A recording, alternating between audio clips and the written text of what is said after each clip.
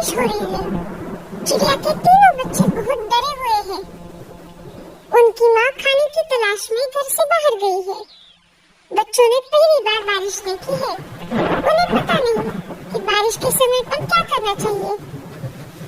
भैया, अंदर आ जाओ, बाहर खतरा हो सकता है।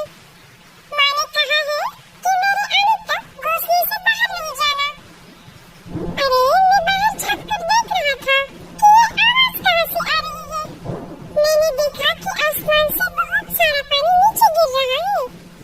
कुछ भी हो गया, लेकिन तुम माँ के आने तक बाहर मत जाना। टीलू बाकी भाइयों से सबसे बड़ा और समझदार था।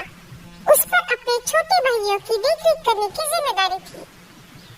अपनी माँ का इंतजार करने के सिवाय बच्चे कुछ और कर भी नहीं सकते थे। इधर लाडू चिड़िया बारिश से बचने के लिए पेड़ की डाली पर रुकी हुई थी।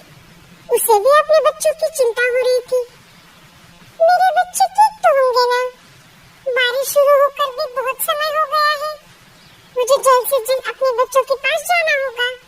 वो बहुत डरे हुए होंगे। इधर बारिश रुकने का नाम नहीं ले रही थी। कालू कौवा तेज बारिश में अपने घोंसले की तरफ जा रहा था। तभी उसे लाडू चिड़िया एक पेड़ पर बैठी हुई दिखाई देती है।